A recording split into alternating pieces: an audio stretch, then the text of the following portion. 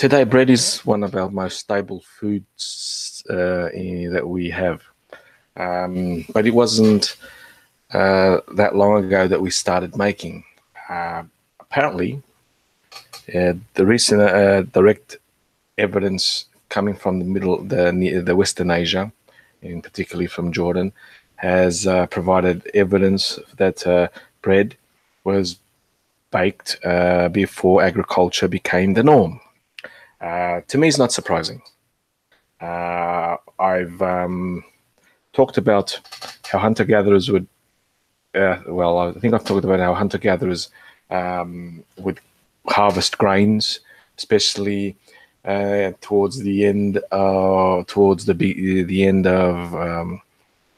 the last glacial period. I didn't mention it last week because it is direct evidence that,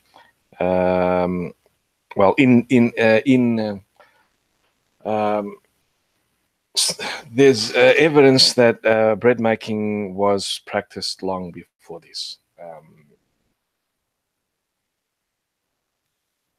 Yes, so we're going to start this. I'm going to share the screen and we're going to read. This came about today, this week. It basically is that this archaeologists discovered bread that predates agriculture by 4,000 years. I will show that it's not just by 4,000 years that bread predates agriculture, but this is the first actual direct evidence. At an archaeological site in northeastern Jordan. I've talked about this area before. It's called the Levant. It is within the Fertile Crescent that goes from the Taurus Mountains in Turkey, runs down what is now Lebanon, Jordan, Israel, swings around through Iraq, where the Euphrates River and the Tigris River is, where what Mesopotamia, basically where Iraq is. This is widely believed to be or accepted to be the origin of agriculture in the Western Eurasia, and also in Africa, Eurasian area. And there was where the first grains were domesticated: emmer wheat, einkorn wheat, and barley, and oats, etc. They're the first agricultural staples that were used to make bread, and not just bread, because I've made a video which I've linked in this description, where the evidence that there's also the first brewing or production of alcohol by fermentation was also practiced in this general area. Came more or less a little bit later, or just before agriculture. It's debatable because there's evidence quite a long period of time that we humans consumed alcohol that was fermented, and my video sort of explains it. I have a guest there, good friend of mine, Modwayne Alderon, and we talked about it. So these findings suggest that bread production based on wild grains may have encouraged hunter-gatherers to cultivate cereals and thus contribute to the agricultural revolution in the Neolithic period. This was 14,000 years ago. Now, this is a hypothesis that bread was the motor or the inspiration or the contributing, as it says here, to cultivation of and domestication of grains. In that video that I did with Modwayne we streamed together, talking about alcohol production. It could have been that alcohol there was a hypothesis that alcohol was the leading push towards domestication and intensive cultivation of cereals. So if you want to check it out, it's in my description in the video. So a team of researchers, this is the site of this picture. The team of researchers from the University of Copenhagen, University College London, and the University of Cambridge have analysed charred food remains from a 14,000-year-old Natufian hunter-gatherer site. The Natufians were the peoples that I've talked about them when I talked about Göbekli Tepe. These were the same people that built Göbekli Tepe. the same people in the general area. This culture is slightly south of where the Göbekli Tepe was built, but I believe that they are the same people, basically. So the site is known as Shubaika 1. It's located in the Black Desert of northeastern Jordan. The results were published in the journal Proceedings of Natural Academic of Science. The link is in the description. It's a PDF. I have two other links. Ones are the sites that you normally find when you Google it. Another, it allows you to download PDFs of the studies. So at least I provided the sources which you can read without it being behind a paywall, which is nice. And it proves the earliest empirical evidence for the production of bread. So this is this is bread. They found bread, and here's a picture of it. It's only about 2 millimeters in size, and there's bubbles from the kneading. And this bread is, and it's not leaven. So this bread, they've compared it in other articles, which I've put in the description, to flatbread, pita, tortillas, a Mexican tortilla-like thing. They just water, flour to grind the grains, and fried over cooked in a hot stone. We still have that technique here where I live.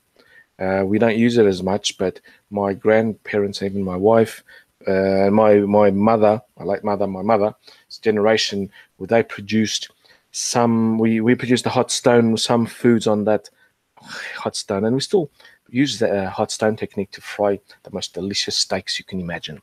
So yes. The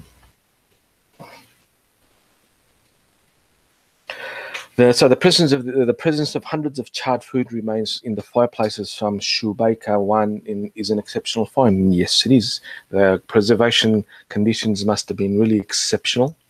Must have been a really high alkalinic conditions, because high alkalinic conditions preserve organic material better, much better than acidic conditions. Acidic just dissolves all living matter, basically. So they've and is an exceptional find, giving us the chance to characterize 14,000-year-old food practices. There were the 24 remains analyzed in this study show that wild ancestors of domesticated cereals such as barley, einkorn, and oat. Einkorn's a form of wheat. Barley, you know what it is, and oat, also you know what it is, have been found. Sieved and kneaded prior to cooking. The remains are very similar to unleavened flatbreads identified as several Neolithic and Roman sites in Europe and Turkey. So we know that this bread production were produced long before the development of farming. The next step is to evaluate the production and consumption of bread influenced the emergence of plant cultivation and domestication at all. The University of Copenhagen archaeobotanist Amaya Aranz-Otagui, who is the first author of the study. Now, I'm going to show you that prior to this period, this is 14,000 years ago, I found here another publication from Psyorgov that ancient pestle showed Paleolithic people ground oats for food. Now, this is from a cave in Italy, and it's a Grotta Palici that was discovered in the 1950s. It's in southern Italy and represents the first attempt by Europeans to make oat grain more palatable. And so they would use these grindstones to basically grind the oat into a flour, which then, as it says here, the resulting powder type of flour would then be used to make a type of porridge, or perhaps the main ingredients for baked bread. Now, this is interesting because last week I talked about in my this Monday I talked about what's up in archaeology, the Gravettian culture. And this time period is exactly the time period where the food stuffs that were being consumed by humans, and this period is purely us, modern humans, H. sapiens sapiens, These hunter-gatherers around 32,000 years ago, which is double the time frame from, double the date from the Jordanian site, they were already gathering grasses, because oats is a grass, wheat is a grass, or emmer wheat, corn, barley, etc. Are grasses. They were gathering the seeds. They were grinding them to make a food stuff, which we call bread. But in this case, it was unleavened bread.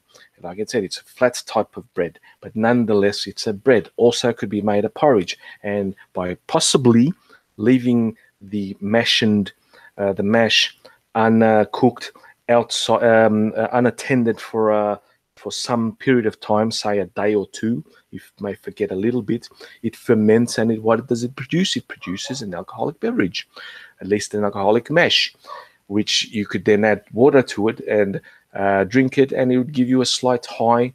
That's how you make beer, just so you guys know. So this site's from Italy, from the Gravatian culture, dating 32,000 years ago. He has indirect evidence for what we find here in the Jordanian site, because as you can see, this picture above here, this is the actual bread that they found.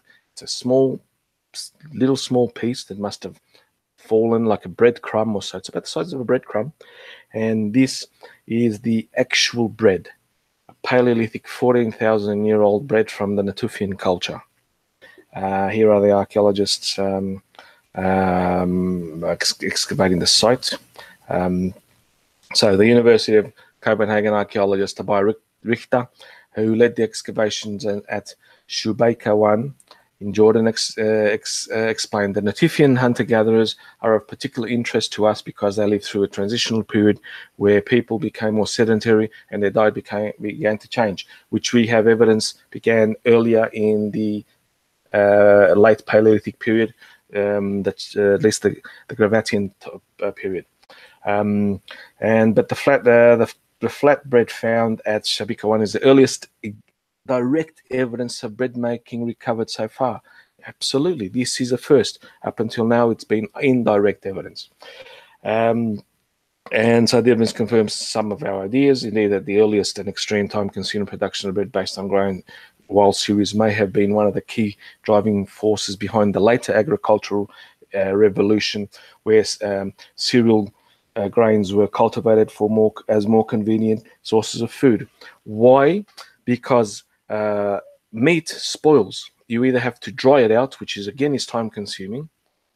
Bread you can almost produce it as you move along the territory. So these are still semi-nomadic. These are still nomadic peoples, and they are moving through their territory. They can gather the daily amount of grains to produce the daily amount of food. They can even produce surpluses.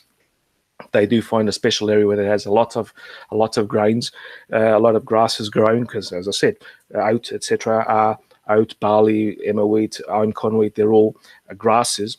They could gather them, even in the surpluses, make the bread, and the bread will last longer than meat does. So it is a traveling food, and that is why it's a convenient source of food.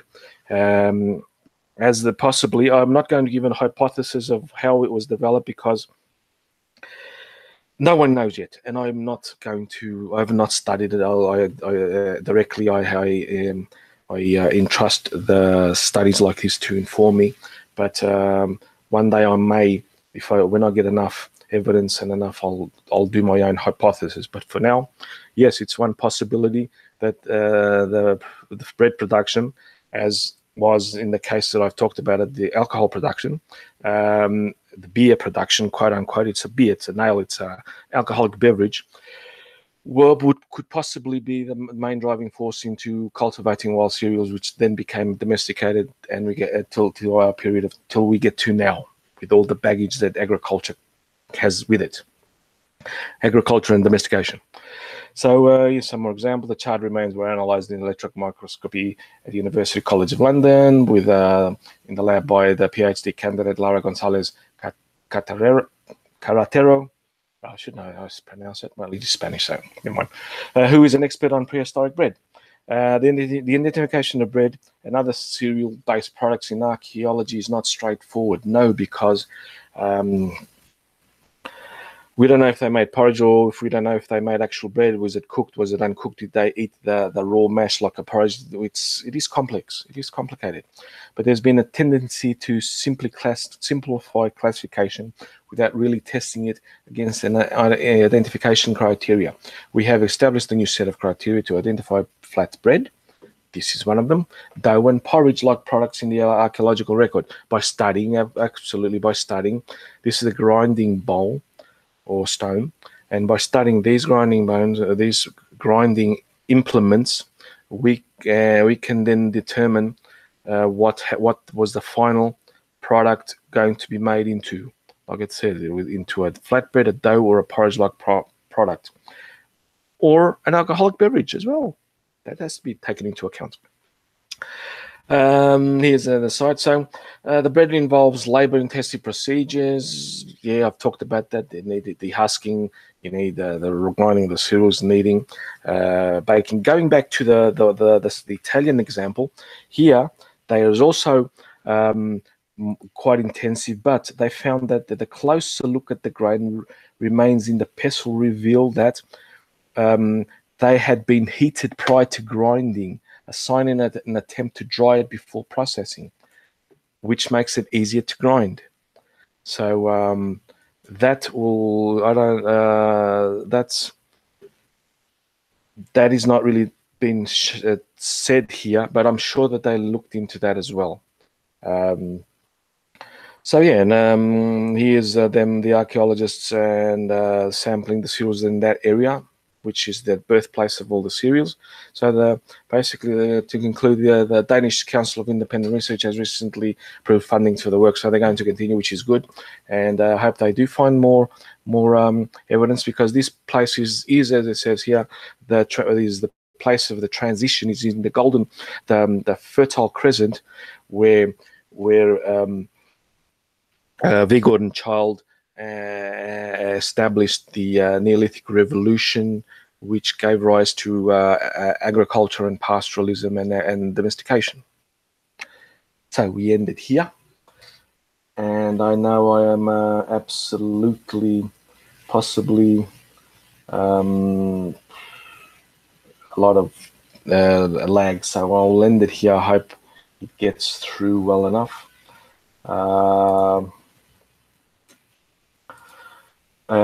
Anyway, people, I hope you enjoyed this chat. Maybe it was a bit too much. No, I think it was okay. So yes, thank you all for being here. I hope you liked this one. I was trying to do it earlier, but other commitments got in the way. But if anything does come up, I have another one. And I have another. I think it'll be another nice episode on Monday. So I'll see you until there. Cheers, and thank you all for having a listen to me. Okay, bye-bye, everyone.